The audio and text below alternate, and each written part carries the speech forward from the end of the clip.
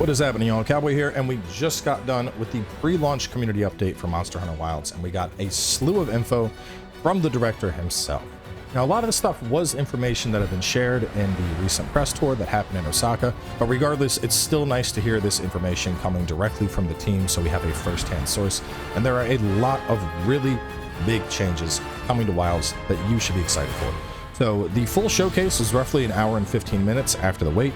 I figured it would be good to basically do a condensed version. I wanted to boil all this down into the most important things and also share my thoughts on those things, as this is my most anticipated game for 2025. And the first thing I want to talk about is kind of the open beta test itself. Now, I had a lot of people that were upset. They were like, why isn't this a full demo? Why is this a open beta test? And they actually addressed that it being an open beta test was very much a test. They were testing network performance, they were testing game performance, they were testing the various social systems in the game. And so I just want that to be clear that it wasn't intended to just be a, hey, hop in and play our game, even though that's what a lot of us ended up doing. They were testing the systems of the game, and they were obviously using the feedback from that to improve upon the game, which let's talk about some of those improvements here. So the first thing we're going to do is jump over to performance targets. Right around the 27-minute mark, they started talking about this. We can see the rendering resolution and the output resolution over here with what they are targeting for both PlayStation as well as Xbox. PS5 looking at 30 with prioritized graphics, 60 with prioritized frame rate, and then the Series X looking at something similar. The game is targeted 30 FPS, 1080 on the Series S, and then Steam is obviously going to vary dependent on hardware settings, which is expected. Now, they didn't confirm it yet, but they did say they are working on getting out a benchmark tool for PC players, which I think would be really nice because I know a lot of people obviously ran into technical problems with the game. The weird polygon monsters, that was confirmed to have been a bug. That wasn't supposed to happen. It was a way that shaders essentially just loaded wrong. But so that's been addressed, and performance in general, they are aiming to improve it enough to where they said that they're confident they may be able to lower the minimum requirements for the game. Now, obviously, we're still about 3 months out, or 2 months out at this point from launch. So I'm sure they are hard at work, and we're going to talk more about that later as it's relevant to some other news that we got. But point is, they are obviously working on performance here. Hopefully, we end up getting the benchmark tool so people can test themselves before diving straight in. But point is, they are working on performance, and no dev wants their game to come out with dookie performance. Now, moving on from there to one of the more substantial general gameplay changes, we got changes to Hitstop. Now, this was something that a lot of people mentioned, was weapons not having the same weight that they had in World. And that's what we refer to as Hitstop. It's where there's like that delay after the weapon impacts. It really adds to just the overall effect and the impact on it. So we're going to show off a little video of how that looks with the TCS, the True Charge Slash, in just a moment. There were also some changes to friendly fire, things like longsword tripping and whatnot, that have also been modified, and we'll talk more about those in just a second here. So let's let this one video roll. 一つの例として、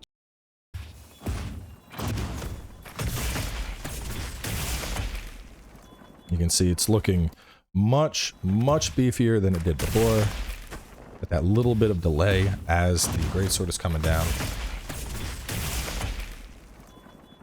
Personally, I think that looks a lot better. I think Hitstop is a big part of this weapon, and it's a big part of a lot of weapons, but point is, it looks like it's been improved. As for friendly fire has been mitigated for most weapon types in the open beta test. The full version will also include further mitigation of friendly fire for upswinging hammer attacks. So hammer bros can't just run around launching players into the air anymore. I will say I missed that a little bit. I think that was one of the funniest things to do with hammer at the end of a hunt. You're just running around launching people up in the air. I know I used to do I would do charge blade and have a buddy do hammer, and we would have these like little mini contests to see who could launch who. So I am going to miss that a little bit, but it sounds like they're trying to mitigate stuff a lot. The biggest, I think, offender for something like this would be longsword trips. And based on my experience with the beta, the Wyvern Fire Blast coming from Gunlance, because that thing would be like and cross the entire screen. Shockproof Jewel, I'm assuming this is basically flinch free, but so it sounds like not everything is going to be mitigated, but you will have the option to go for that as well. Now, moving on. Nope, not yet. Hang on. There's one more thing that we want to mention. Going to 4240. And this was something I also mentioned in my experience, was the frequency of monster movement This was confirmed to be a bug. Monsters weren't supposed to be running around and moving as much as they were in the open beta test, so that's nice to see. They mentioned that'll be obviously patched in the full version of the game. And then players will be able to use pop-up camps and fast travel in the full version. So we're going to be able to put our camps all over the map, create our little fast travel spots. Just nice quality of life type stuff. Now, moving on to the big stuff. 4739. This is where the video gets really good.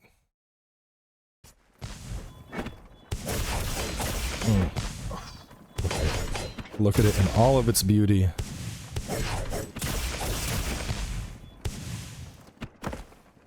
IG is back. And not only that,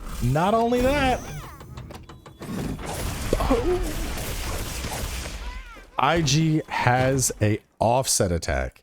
Now this is something that this is huge for me, because when I had a chance to preview the game, my initial thought was, you know what, I'm going to be an IG main.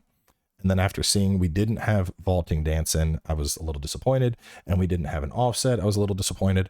And this is massive. So to talk about offset and why that's so important for a second, I think one of the biggest core changes in Wilds is the addition of offsets and clashes.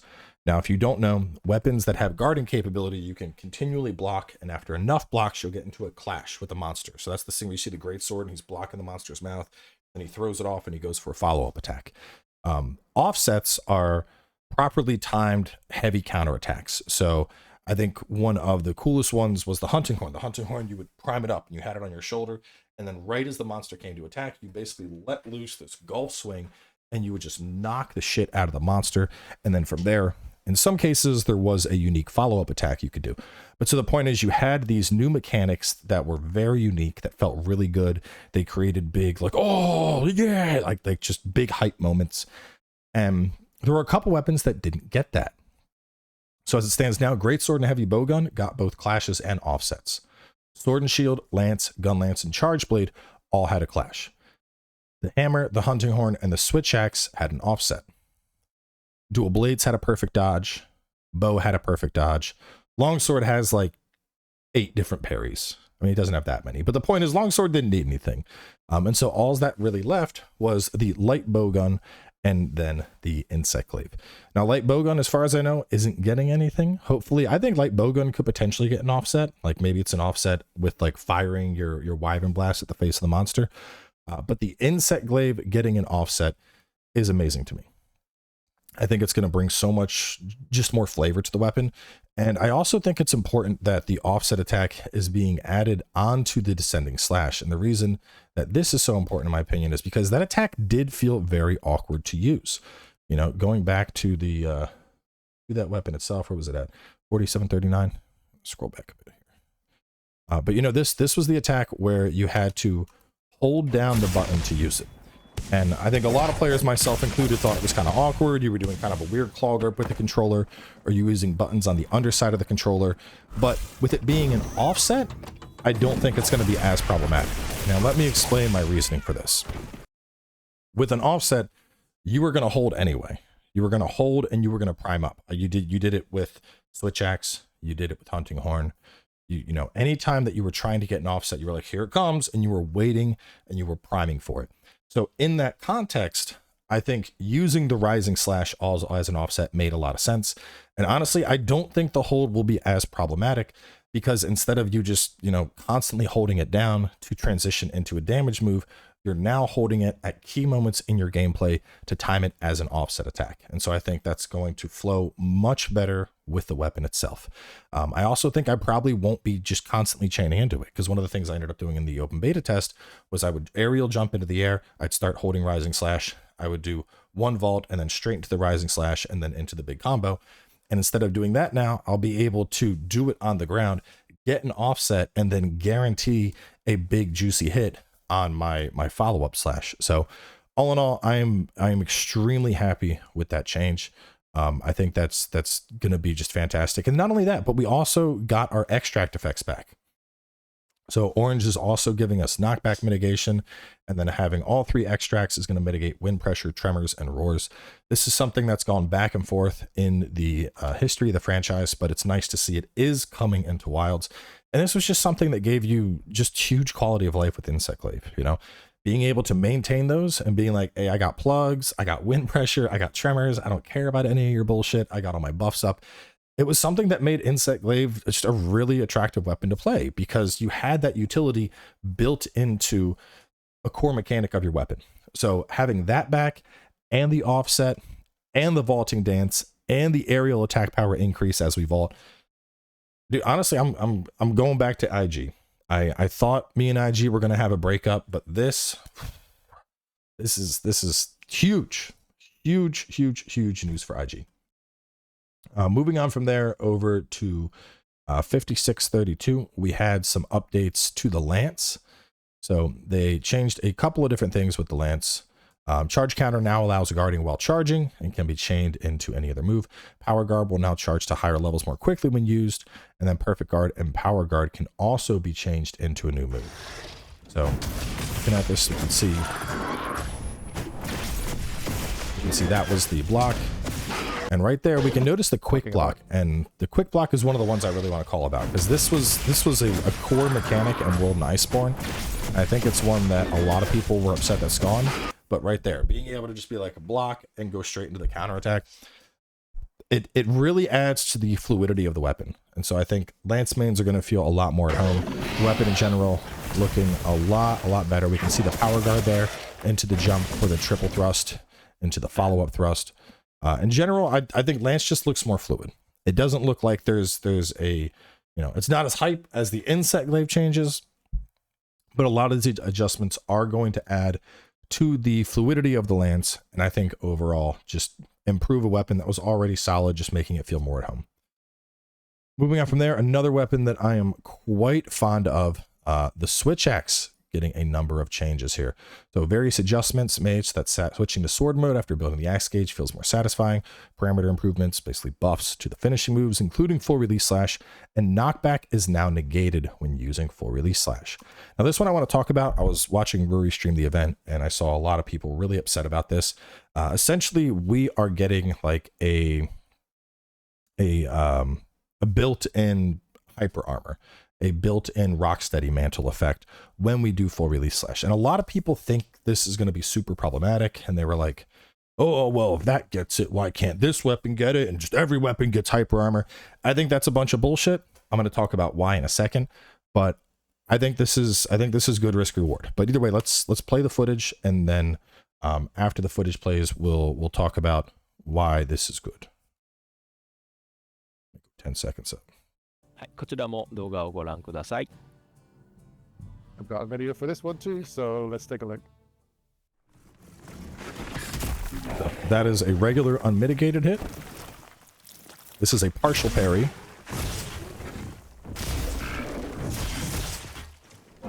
This is a perfect parry. And then here is the Hyperarmor release slash.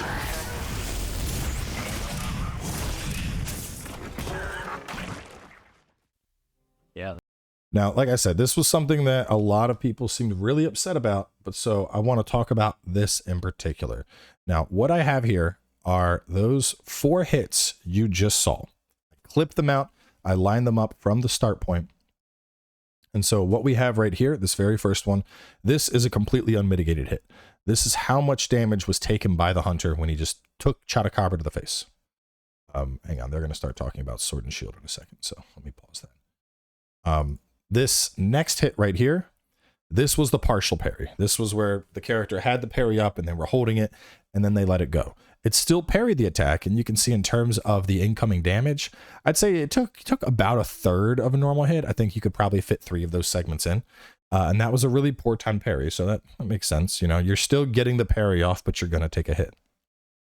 This was the perfect parry, which just an inkling of damage, and this basically just like healed up very quickly anyway. And this right here was the Hyperarmor attack. Now, if I was to just move my mouse up, you know, that's about half. So yes, we get Hyperarmor on our full rising slash, our full release slash, but we're taking about half the damage that we would of an unmitigated hit. Now, keep in mind, this is just with a Chotacabra. You know, this This is with the weakest monster in the game, effectively. And so I really want to call attention to that, because keep in mind half for a second, right? We're gonna see the damage again on the scale here.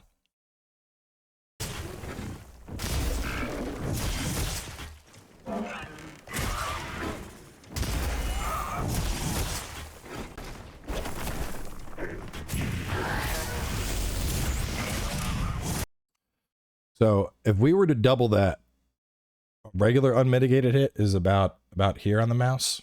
Once again, no, so about over here. With this game's equivalent of the Jagras, like I just don't see that as a problem outright. I think if you're upset about this, I think you're just out of touch, to be honest. I think you're over exaggerating a little bit. We mitigated that attack by half. Now imagine thinking you're just going to do that and be like, I'm hyper armoring through everything. Bro, you think you're going to just hyper armor a full release slash through a fatalis attack, or a brachy slam, or any big attack from an elder dragon? No, you're going to get bodied, or you're going to get off your FRS, but your health is going to be like down to here. So honestly, I don't see it as problematic, because you're still taking about half the damage from the attack. That's a lot of incoming damage. Now, obviously, this could be mitigated through things like Divine Blessing and whatnot, assuming that actually procs during damage instances that are received like that. But I don't see this, you know, it's not like you have pure invulnerability while you're doing it, like Longsword has. You are basically just shrugging the attack off to trade your damage out. It is a risk reward. You're still getting hit. You're getting hit for about half the damage the attack would do otherwise. I think that's fine. I mean, at first glance, I think it looked like, oh, it does seem like a lot, but like looking at the chart right here and seeing like partial parry, perfect parry, and then the hyper armor compared to a normal hit. And by the way, all of the hits right here, I think it's important to note, like if we were to rewind it to the start, every single one of these hits pretty much was just like a big wind up and slam. So let's take a look. I think this is a pretty apt comparison, because that was one arm comes up and slams. Obviously he uses his other arm here, but one arm comes up and slams. Next one arm comes up and slams. And they reset it. Once again, one arm comes up and slams. So we're looking at a 1-to-1. We're looking at the same potential incoming damage in all of these cases. And I don't think it's going to be a problem. Especially as someone that likes Switch Axe, you know, I know you're probably going to think I'm a little bit biased here, but like taking half the damage for an attack that, and by the way, FRS, it's not like a fast attack either. Like if you're doing FRS, that's a beefy buildup on that to get that out. Not unlike something like a TCS. And, you know, for a TCS, generally, if you were doing TCS, you would do it when the monster is down or when you know you have an opening. If you're just trying to trade a TCS into everything, you're going to get knocked out of it. And so you had to be tactical about how you used it, because it did some of the highest damage in the game. What this is effectively doing is taking Switch Axe's strongest attack. You're still going to want to prioritize getting that off when you have the opening, but we now have the availability to just force it on through, just brute force, shove it into the monster. We're going to take damage. They're going to take damage. I think that's okay. Half the damage, I think it's fine. Moving on though to 101.53, we got some changes coming to Sword and Shield. Rising Slash can now be used while guarding. Some buffs to various attacks, especially normal attacks and Perfect Rush. Improve the responsiveness of the mobile chop and side slash combo, as well as guard slash and Perfect Rush, and improved the evasive action of backstep and sliding attacks. Now, a lot of this seems very minor, and I think it kind of falls into the same bucket as Lance, but it does look a lot more fluid.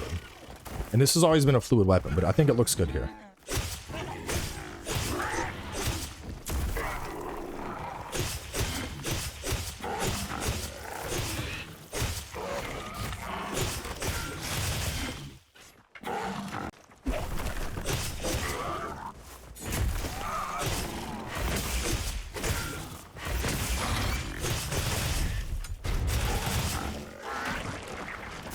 Looks pretty good. Oh my goodness. To my Jono. It's like an SNS main, so I'm sure he's excited. But all in all, I think that looks fine. It just looks like it's been just overall improved, a better feel to it. It's definitely moving a bit more fluid, which is something that's nice to see. Moving on from there, we got more general weapon changes. They mentioned the other weapons aren't going to be getting basically as big of changes, but bow is getting a little bit of a nerf, rebalancing the bow with increased attack power and responsiveness of moves such as normal arcs and arc shots, while toning down the power of tracer shots. And one of the bigger changes, when targeting a monster with focus strike, multiple wounds are now locked onto one by one with a brief delay rather than all at once. So you can't just be like and destroy the world Dragon's Dogma style. General wide-ranging adjustments to skills and elemental values for balance for full game content, including endgame. Overall adjustments to hit detection and low damage output compared to past Monster Hunter titles. Now, there are a couple things here that I think are important to note. One is that they are approaching the game with the design philosophy of buffing more things than nerfing things. I know that's a little ironic to say when, you know, the bow is getting a nerf, but I think this is more of a rebalance. You know, it's buffing certain attacks to compensate for focus strike being a little too busted with bow, which anyone that played bow would agree, focus strike was pretty busted. So we're now getting a little bit of balance to the bow, kind of normalizing certain attacks and others. They have mentioned they want to do more to raise weapons up rather than beat weapons down, which in general I think is a good design philosophy. I think you want all of your weapons to feel good. You don't want players to feel like they have to use one weapon over another because it's better. And they kind of mentioned that a little bit. They said they don't like the idea that weapons are put into tier lists. They want people to play with what they enjoy, and they want everything to feel good. There should be, where did I put the thing? 107. They show off the bow a little bit here, 107.14, just so you can get an idea on how that works now.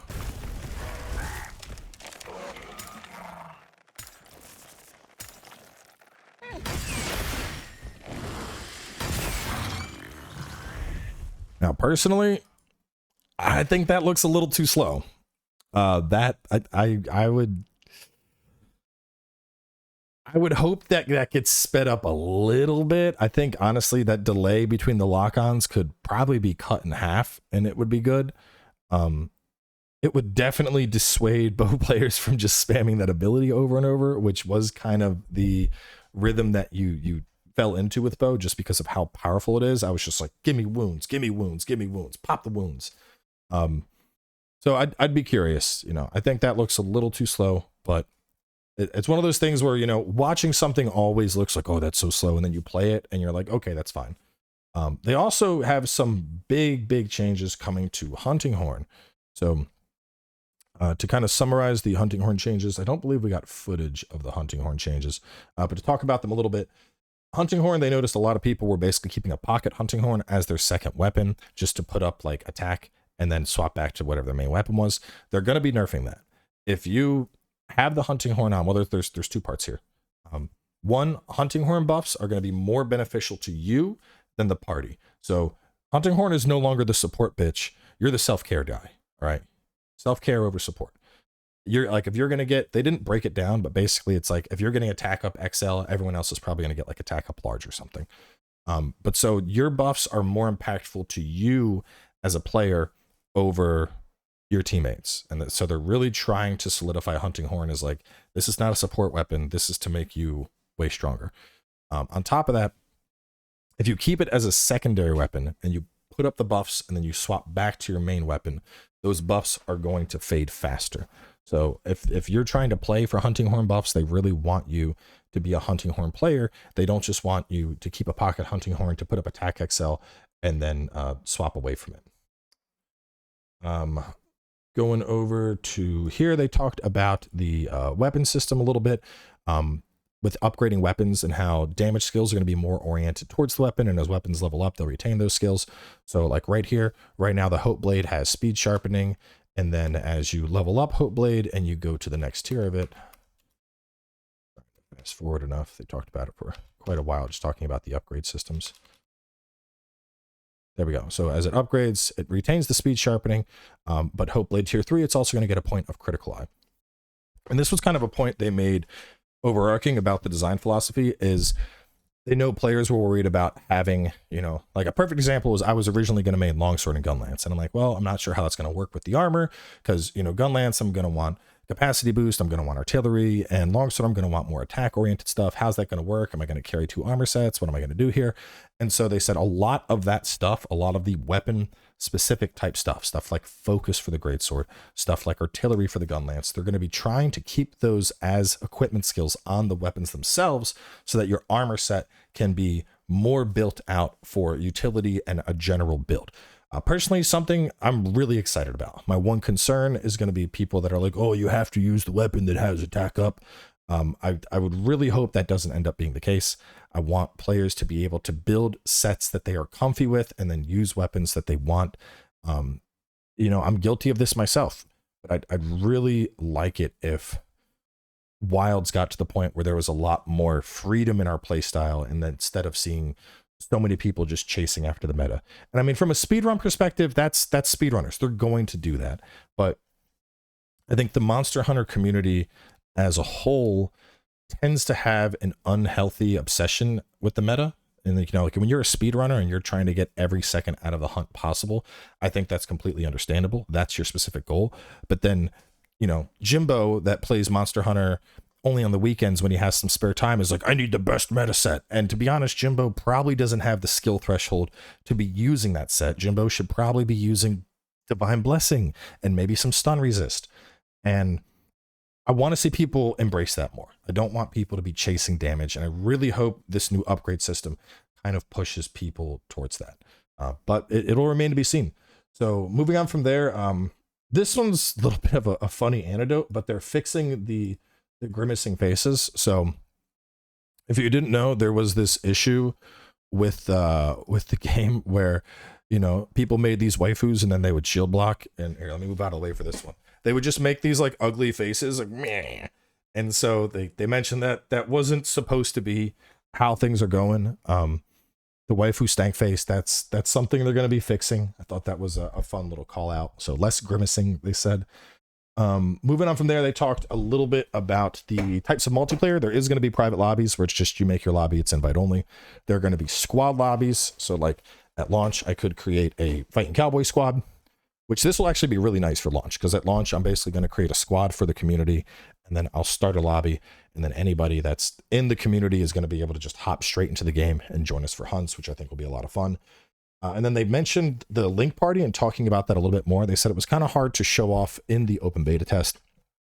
But the idea is, since the game is like full open world with all these zones, if me and Rurikhan were both in a link party and, you know, we could synchronize the world state so that it's not like I'm hunting stuff in a lightning storm and he's hunting stuff out of a lightning storm.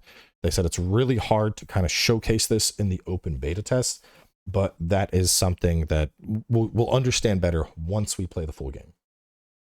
Moving on from there, various UI changes. They said they're looking at weapon icons on the UI, trying to normalize stuff. I know a couple weapon icons were kind of egregiously small. I know Charge Blade in particular was like very, very tiny. So weapon UI elements are going to be adjusted so that everything is readable and easy to see. And then probably some of the, well, I'll save the big news for the last. About 131, they talked about support hunters. People had concerns that the support hunters, the NPC hunters, would just go off and break wounds. They said that they will basically break wounds if you ignore them for too long. This is obviously only a concern if you're shooting the SOS and calling them on in. But they also mentioned that each support kind of has a different playstyle and a personality. Some might go for mounts more often. Some might go for wound breaks. Some might be more prone to using flash pods or traps, more equipment-based stuff.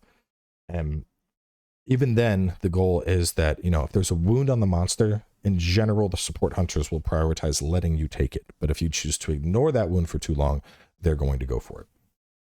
They also mentioned that it wouldn't be ready at launch, but they would like a potential title update where you could specify which supports you bring with you on a hunt in particular, kind of similar to how we had in Rise and Sunbreak. I think that would be a cool change for those that want to hunt with the NPCs, but they said it would not be ready for launch. The last thing, and I think some of the news people are most curious about, was a second open beta test. They said that they are considering a second open beta test, but because they're focused on optimizing the game and optimizing performance, they are, if they did do a second open beta test, it would more than likely just be a repeat of the first test. They said it wouldn't have the new weapon changes that are being described here, because that would basically take time away from development to put out a new demo to let you experience stuff that you'd get to experience with the full product in like a month and a half anyway. So they said that it's still up in discussion. It might happen, but as of now, we did not get confirmation of a second beta test. Either way, though, lots of really, really big changes. I'm personally super excited for the IG changes. I think the IG changes are, I honestly think I'm going to main IG again. Like literally everything I thought was wrong with the IG, where I was like, we don't have our vaulting, we don't have like an offset, we don't have our bot. Like they were just like, oh, we got you. Like it feels like they were just watching my stream and then they were like, what's Cowboy upset about? Okay, fixed. Okay, do you like IG now? Fuck yes, I like IG now. This is beautiful. So either way, I'm super excited. I mentioned it before. This is easily my most anticipated game of 2025, even more so than Night Rain. I'm obviously excited for Night Rain. I'm excited for First Berserker. I'm excited for AI Limit. There's a bunch of games coming out I'm excited for, but Wilds, bro, I'm going to go so fucking hard on this game. It's unreal. So either way, thanks for coming on by. This took way longer than I thought it would. My goal was to like bring you a quick breakdown of the update. I mean, I did it in half the time. That's not bad. But either way, closing this one on out. Thanks for watching. Drop any questions y'all got down below. I'm also going to have a link to the full thing in case you want to watch that, and I'll catch y'all later.